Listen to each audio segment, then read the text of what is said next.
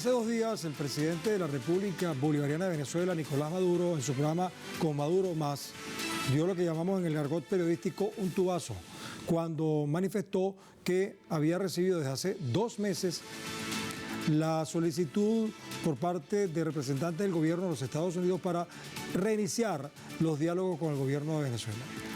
Vamos a ubicarnos en Venezuela. Justamente aquí en este país va a comenzar, y de hecho ya empezó hoy, una reunión con los representantes del gobierno de los Estados Unidos de Norteamérica, con los representantes del gobierno bolivariano, encabezados por Jorge Rodríguez, que es el jefe negociador por parte del gobierno por delegación de Nicolás Maduro. Así que hoy se está desarrollando en este territorio una serie de análisis, de interpretaciones de esta reunión, y de hecho ya hay unas conclusiones preliminares de la primera reunión, donde se habla de que la primera etapa fue de, como quien dice, de vernos las caras, mostrar nuestras intenciones, establecer la confianza que debe haber entre los negociadores y bueno, y mantener una comunicación honesta.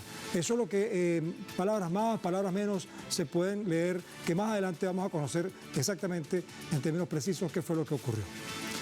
En una reunión virtual entre las delegaciones del gobierno de Estados Unidos y Venezuela, el presidente de la Asamblea Nacional, Jorge Rodríguez, también manifestó su rechazo a las tergiversaciones publicadas de manera reiterada por voceros de Washington sobre el diálogo. El alto funcionario aseguró que siempre responderá con la verdad.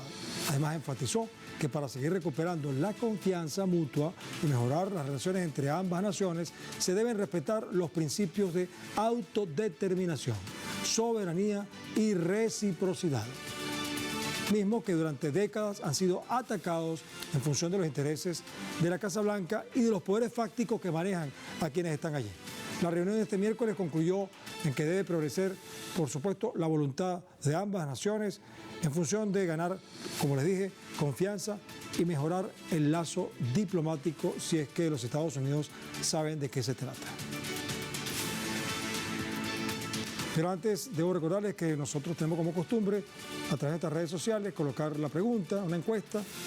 Ustedes ya la han ido viendo y hemos sondeado allí la opinión de nuestros usuarios sobre nuestro tema de hoy. Algunos de ustedes ya han participado, han respondido a la pregunta que les hicimos al respecto, pero quienes están viendo el programa ahora pues van a tener la oportunidad de verla y durante estos próximos minutos responderla rapidito.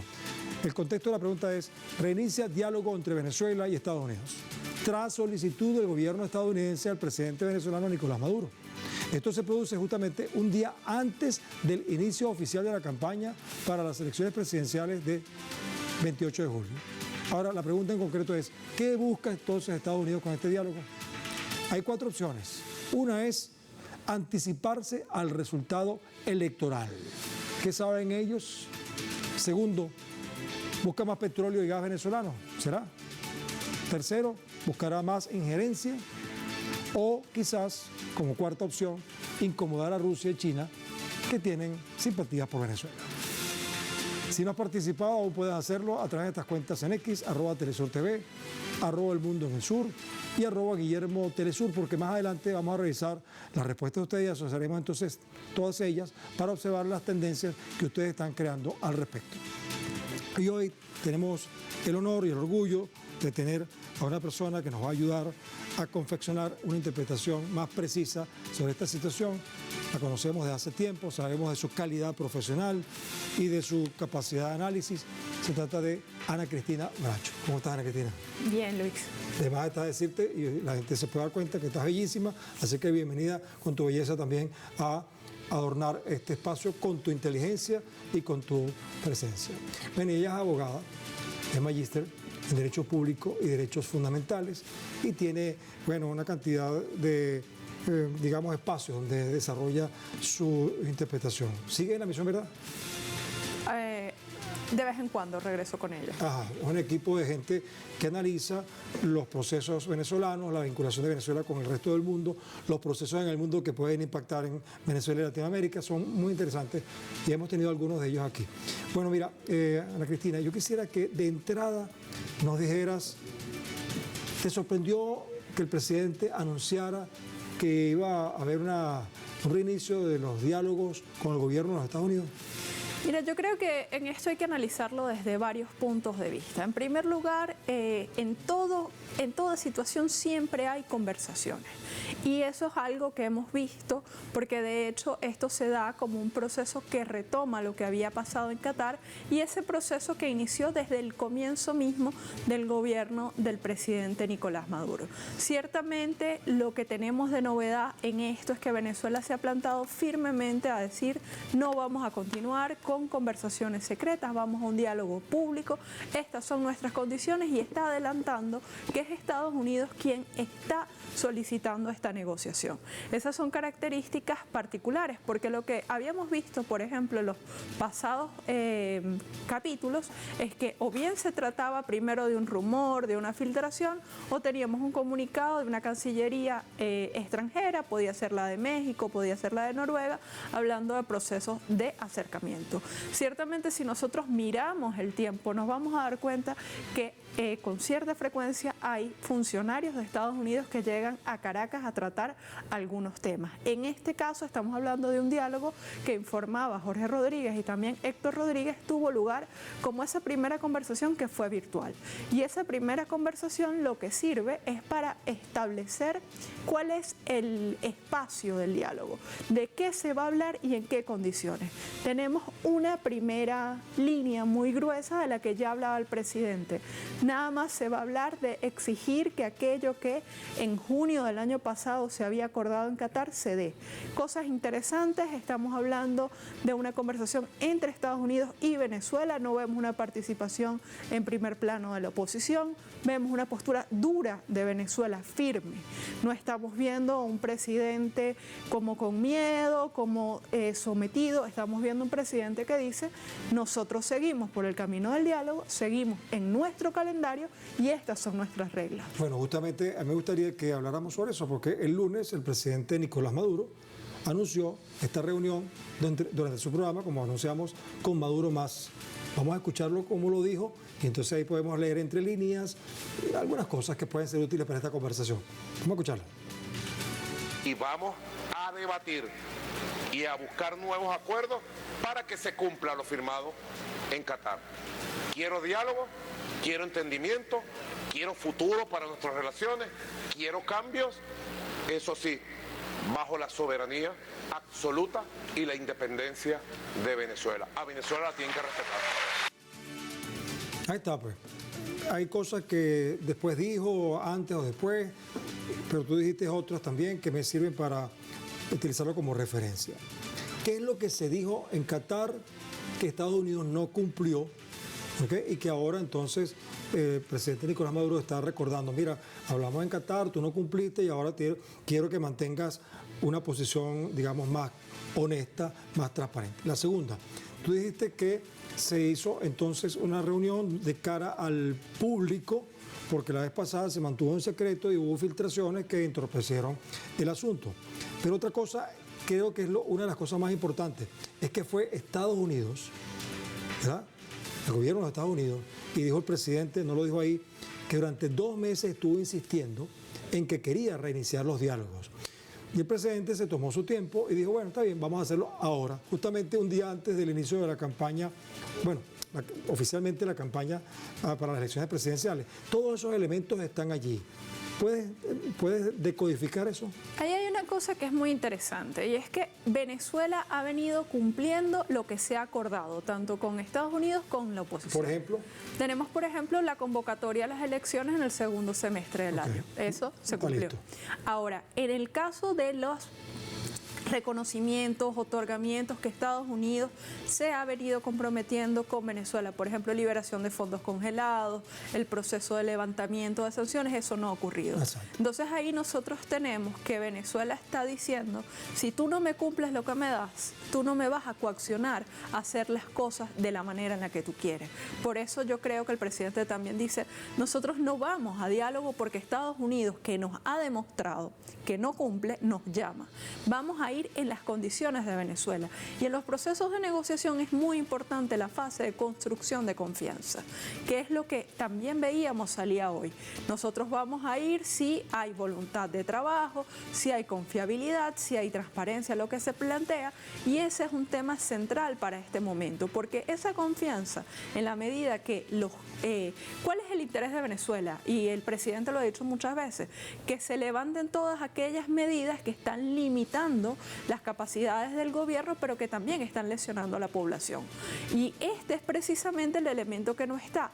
Ahora, hay una lectura que quizás es dominante en aquellos que son más cercanos a Estados Unidos, que Estados Unidos podría intentar como manipular al gobierno exigiendo condiciones cuando vemos que Venezuela tiene, por ejemplo, una recuperación económica pese a esta situación que Estados Unidos no viene cumpliendo y que afecta fundamentalmente el tema económico. Y no podemos analizar por qué ocurre esto si no nos vamos al plano global, donde estamos viendo ciertamente que tanto Venezuela como Estados Unidos van a elecciones y tenemos que tomar en cuenta lo que está pasando allí, ese debate catastrófico, hay candidato o no hay candidato, ¿quién vuelve? Esa situación. Entonces te refieres al catastrófico de Joe Biden, ¿no? De Joe Biden. Y también de cuál es la situación de los frentes militares para los que necesita energía y petróleo Estados Unidos cuando está muy involucrado en la situación en Palestina y no suelta la situación en Ucrania. Hay que también ver qué mensaje está enviando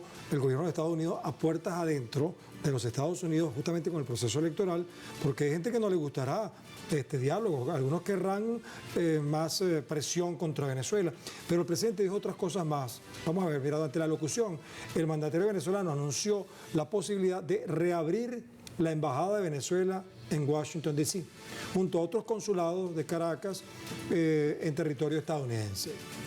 Se plantea la apertura de un nuevo consulado, por ejemplo, en la ciudad de Texas, el cual tendría como objetivo brindar atención social a los migrantes venezolanos quienes residen en esa región. Este nuevo consulado estaría destinado a promover funciones sociales relacionadas con la educación y el bienestar de los extranjeros. Con estas iniciativas se busca ofrecer a los migrantes un apoyo integral. Muchos de los venezolanos, quienes decidieron partir al norte en busca de su llamado sueño americano, para otros fue una pesadilla, que le vendieron los medios tradicionales y los intereses para tergiversar la realidad venezolana, hoy atraviesan serias dificultades en ese país, como pasa con muchos habitantes de Estados Unidos, y son víctimas marginadas en un sistema capitalista que incluso los propios estadounidenses padecen. Como tú sabes, 50 millones de pobres, una cantidad millonaria de drogadictos, en fin, en medio de una creciente crisis económica e inflación galopante en ese país, cosa que por supuesto ellos mismos han creado con sus acciones, no solamente belicistas, sino también con sus políticas internas. Acuérdate que estamos hablando de un país donde existe un régimen que es la expresión política de poderosos grupos transnacionales, corporativos, que mueven las trenzas políticas, no solamente en la Casa Blanca, sino en el Parlamento norteamericano. Y es lo que yo trato de decir siempre, que no se trata de Washington, ni se trata de la Casa Blanca, ni de Joe Biden, ni de Obama, ni de Trump, se trata de poderes fácticos, o sea, fácticos significa poderes que han existido durante siglos, que son heredados por estas élites que siguen tratando de dominar, manejar la hegemonía y utilizan el poder político de la Casa Blanca para instrumentalizar entonces decisiones contra los países, contra los lugares que no satisfacen sus expectativas económicas.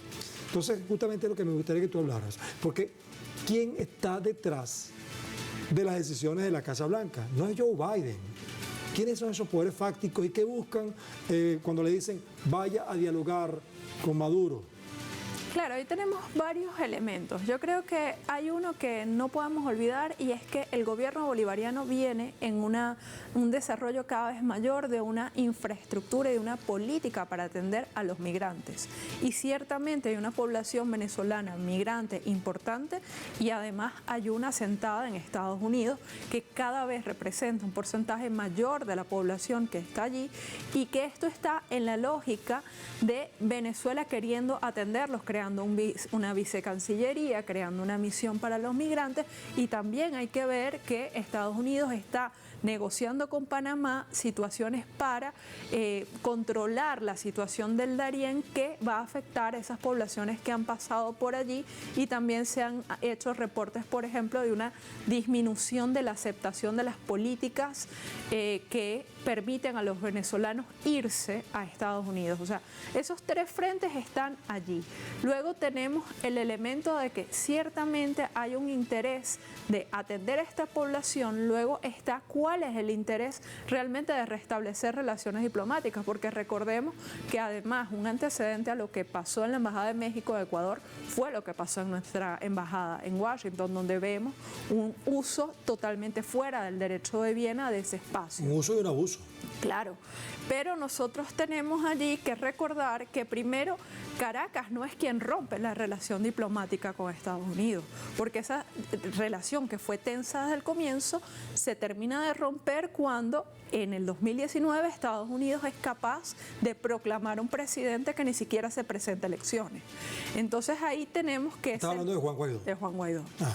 Pero precisamente ahí vemos cómo tiene que ser Estados Unidos quien busque restablecer lo que ellos rompieron, porque Caracas simplemente ha dicho siempre lo mismo: respeta el derecho internacional, respeta la soberanía y respeta la autodeterminación. Sin estas tres normas no hay esa relación.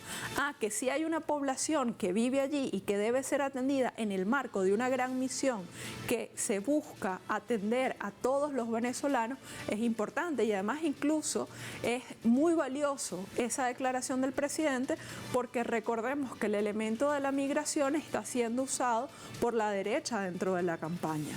Entonces ahí vemos cómo el presidente dice: yo no tengo miedo a hablar de esto, y nosotros queremos restablecer relaciones para atender a nuestra población. Bueno, es que la migración, acuérdate también, eso lo saben muchos, algunos quizás no lo saben, no lo han pensado.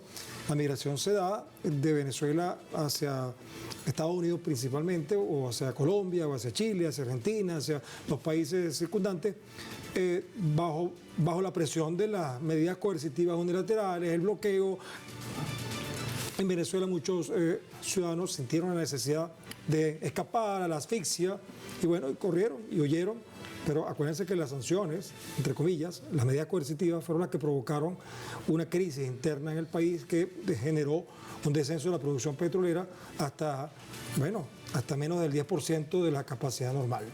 Mira, hay otras cosas importantes. ¿Qué va a pasar con este diálogo en relación justamente con las medidas coercitivas, con el bloqueo?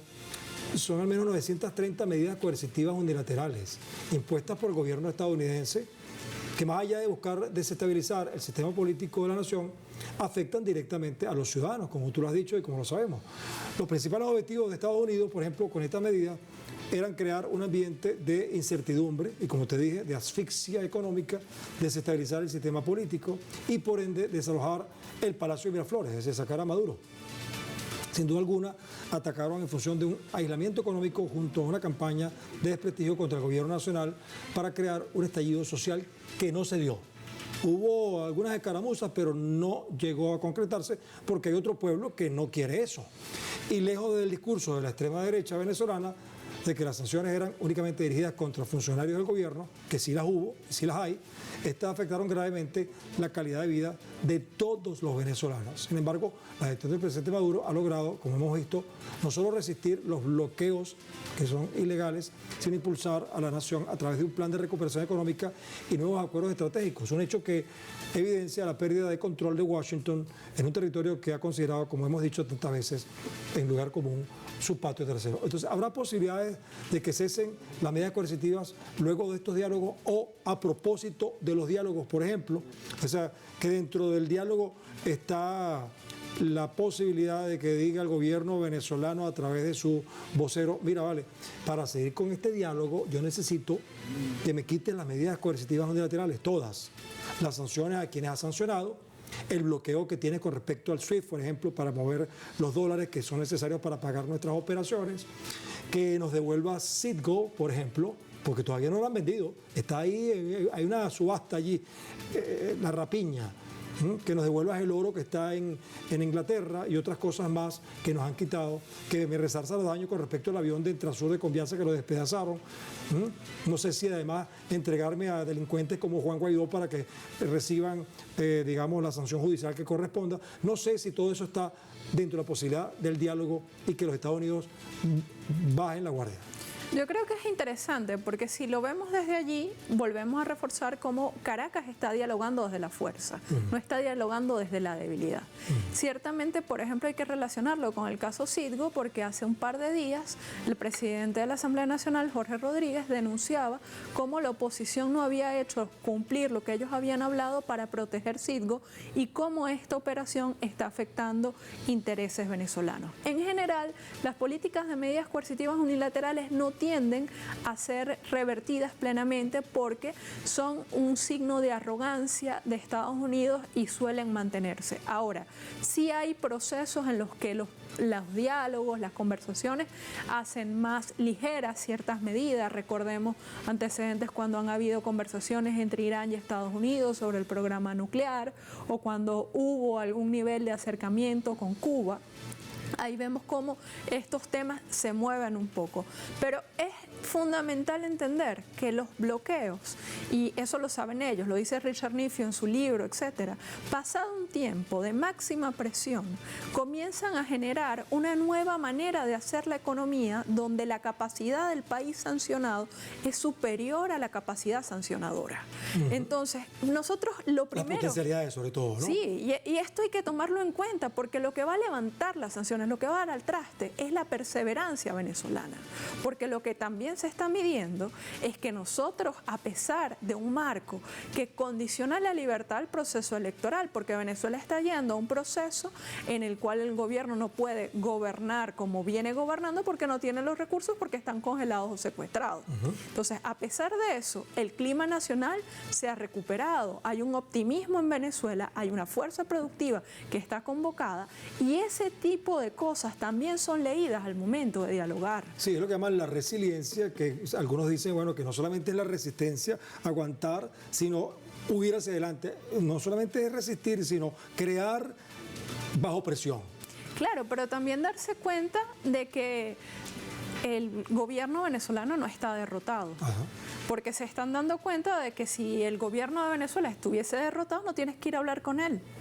Podrías en todo caso hacerlo en otro momento. Sí, bueno, hoy yo tengo un programa de radio, no tengo por qué decirlo, pero en todo caso te digo, entrevisté a una persona que tampoco me autorizó a decirlo, pero me dijo simplemente esto: oye, Luis Guillermo, pero si tú crees que Maduro va a perder las elecciones, ¿para qué tendrías que dialogar con Maduro? Tú simplemente puedes decir, voy a esperar el 28 de julio cuando hagan las elecciones y converso con el nuevo gobierno. Si está dialogando antes de las elecciones con Maduro, es porque sabe algo que mucha gente no sabe o no quiere saber, ¿verdad? Que el resultado electoral a lo mejor ya en los Estados Unidos saben cuál es porque ellos hacen sus encuestas, hacen sus mediciones, ven la situación. ¿Tú crees que eso es así? Sí, sin duda alguna ellos están midiendo que el clima del país no es el clima al que deberían haber llegado después de todas las cartas sobre la mesa. El país está levantando su capacidad productiva, hay una capacidad, incluso hay una fe nacional que está renaciendo y esos elementos son medidos a la hora de preparar una negociación. Porque todas estas fases, recordemos, este es el gran escenario. Se habla de una gran negociación, se sentaron. Con la característica que esta es más pública que las anteriores, pero incluso las anteriores tenían fases pendulares, donde estudian los negociadores cuáles son las situaciones, cuáles son las estrategias, y todos esos elementos llegan a este momento en el que nosotros tenemos una Venezuela que no está derrotada. Así es, y fíjate que el Fondo Monetario Internacional, que ustedes saben que es conservador, por decirlo menos, en relación con las características económicas de Venezuela, a veces no solamente conservador, es que niega la situación real, está diciendo que Venezuela pudiera tener un 4% de crecimiento. Si lo dice el Fondo Monetario Internacional, que además no le interesa, no le gusta la idea, pero hay algunos que calculan que la cosa va a llegar a 7, 8% de crecimiento de la economía nacional. Y además, la industria petrolera ha ido creciendo Claro, nosotros teníamos 3 millones y pico de barriles antes de las medidas coercitivas, pero ha ido creciendo con el apoyo, por supuesto, de Irán, Rusia, China, y encuentran en un proceso de transformación para garantizar el desarrollo económico del país. Pese a las sanciones ilegales, mejor dicho, medidas coercitivas impuestas por Washington, una de las principales metas, objetivos de esas medidas coercitivas fue la de atacar a la estatal Petróleo de Venezuela, PDVSA. Es claro que sufrió el impacto, bueno, Citgo es un caso de eso, pero además la producción natural de Venezuela se vio afectada por la falta de insumos y equipos y mantenimiento, porque son equipos, muchos de ellos incluso estadounidenses. Y bueno, hubo un proceso en aras de recuperar la producción y ha establecido también una serie de acuerdos estratégicos con países aliados, cuyos resultados se pueden evidenciar en el aumento de la producción, que ya se acerca al 1 millón de barriles de petróleo diarios. Calcúlalo por el precio que está el petróleo hoy y ya sabrás cuánto está ingresando a Venezuela, descontando por supuesto los costos de producción y el cambio del petróleo por gasolina que se necesita en Venezuela. Y a este hecho se le suman los acuerdos de cooperación internacional en medio de su propósito por fortalecer e impulsar al sur global, porque Venezuela no solamente se vio afectada, sino los países que recibían el petróleo venezolano también se vieron afectados. Sin embargo, el gobierno estadounidense se ha apropiado e incluso secuestrado diversas concesiones venezolanas, no solamente de Citgo.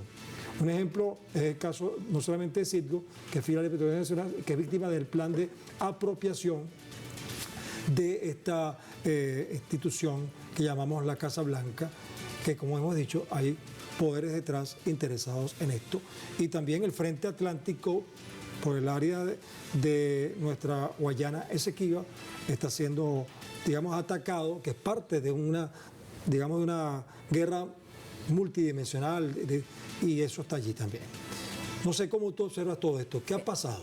Fíjate que hay algo muy interesante en este escenario, que es el deseo de paz del pueblo venezolano. Ajá. Cuando tú conversas y analizas y ves lo que están diciendo los estudios, lo que más desea el pueblo venezolano es estabilidad. Lo que más desea es que esa recuperación no sea objeto de un proceso que la corte. El que está estudiando quiere estudiar, el que está emprendiendo quiere seguir creciendo. Y ese es un elemento básico para esto, porque lo que estamos viendo es un proceso en el que Venezuela no solamente está en el plano de la recuperación económica, sino que todo ese paquete que habían hecho sobre Venezuela había logrado afectar la normalidad de los venezolanos. Y los venezolanos tienen un deseo muy fuerte de normalidad y que los procesos sigan avanzando como han venido avanzando. Y lo demostraron el pasado domingo en el simulacro de las elecciones, donde fue masiva la participación. Claro, ahí eran menos mesas de votación, pero aún así la gente manifestaba eso que tú estás diciendo. No, queremos tranquilidad, queremos paz, queremos que todo siga normal y esa es la situación. Me queda poco tiempo y producción me está pidiendo que termine, pero yo quiero, sí, yo quiero que antes que se vaya rápidamente, ¿tú crees que con este inicio de diálogo hoy, antes del 28 de julio, pase algo que realmente sea significativo? Por ejemplo, que eliminen las medidas coercitivas, que no rapiñen Citgo, que, bueno, que permitamos ir con una vida normal. Mira, yo no tengo ninguna duda de que hacia allá va a avanzar la delegación venezolana. Yo creo que hay que mirar lo que puede pretender Estados Unidos, que es precisamente, estando en medio de tantos frentes de conflicto, no abrir otro frente de conflicto y mantener suministros estables. A partir de allí va a haber un proceso de negociación sin duda, pero lo que nosotros vamos a ver en ese escenario es la continuidad. Es fundamental que nosotros recordemos que desde el comienzo del gobierno de Nicolás Maduro ha estado dispuesto a sentarse y se ha venido sentando con los estadounidenses. Así que continuará esa historia por el bien del país. Mira, nosotros hicimos una encuesta, tú la escuchaste, ¿verdad? Sí. Vamos a ver qué dijo la gente durante el día y vamos a recordar la pregunta, de su contexto. Ya saben ustedes que hoy reinició el diálogo entre Venezuela y Estados Unidos, los gobiernos, vale decir, porque no estaba la oposición esa radical, tras solicitud del gobierno estadounidense al presidente venezolano Nicolás Maduro. Esto se produce, por cierto, ya ustedes saben, un día antes del inicio oficial de la campaña para las elecciones presidenciales, que no es un dato menor. Las elecciones son el 28 de julio, a menos de un mes esta gente de Estados Unidos acepta y pide un diálogo. Ahora, ¿qué busca Estados Unidos? Pusimos como primera opción anticiparse al resultado. ¿Qué es lo que saben ellos? Bueno, 19%, casi una quinta parte de la audiencia piensa que es así, que saben algo. Casi la mitad de la audiencia, 47% dice que lo que quieren es petróleo y gas venezolano. Bueno, también puede ser. Otro 19%, otra quinta parte, dice que con este diálogo lo que quieren hacer más injerencia. ¿Quién sabe? Y 15% dice que lo que busca Estados Unidos es incomodar a Rusia y China. Como hemos dicho, falta un ítem que diga todas las anteriores. ¿Verdad? ¿Pudiera ser? Sí, sí. Ana Cristina dice que también puede ser. Ana Cristina, gracias por habernos acompañado. Como siempre, y no como siempre, ojalá que siempre te inviten con más frecuencia, porque cuando tú hablas realmente produces un buen impacto. Yo voy a hacer una conclusión acá, humildemente en nombre del equipo de producción, y quiero que le escuches a ver qué te parece. Si nuestro planeta estuviera regido por los principios y valores fundamentales para la convivencia humana, el diálogo entre los pueblos y gobiernos no sería una noticia, ¿verdad? Sino que sería una regla básica natural. Nadie se daría cuenta que hay diálogo porque ya es natural. Pero como sabemos, poderes fácticos han heredado la dominación, el chantaje económico y la amenaza militar como instrumentos para establecer la hegemonía sobre otros. Eso es un hecho. Ahora, en Venezuela, el pueblo y sus líderes revolucionarios, por experiencia propia, conocen demasiado bien que los poderes fácticos manejan las decisiones y acciones políticas en Estados Unidos y desde allí a los administradores de los regímenes europeos, incluyendo, por cierto, a las monarquías, que diríamos que son como una especie de dictaduras hereditarias disfrazadas de democracia parlamentaria en algunos casos. Al efecto, la mayoría de las venezolanas y venezolanos han preferido mantener su libertad, independencia y soberanía como herencia bolivariana, a pesar de los intentos de sectores y apellidos oligárquicos quienes pretenden incrementar sus fortalezas económicas subordinando al país a los intereses de esos poderes fácticos estadounidenses, que mantienen medidas coercitivas y bloqueos intentando asfixiar a la voluntad independentista del pueblo venezolano que se resiste, por supuesto, a perder su soberanía. Probablemente en Estados Unidos se observa que alguien quiere un diálogo para negociar sus aspiraciones mercantiles, porque quizás ya están entendiendo la realidad y observan que los venezolanos no van a entregar poderes a poderes económicos criollos del poder político, porque eso significaría perder las reivindicaciones sociales alcanzadas en el último cuarto de siglo, que, por cierto, es visto como referencia para el mundo desde el sur.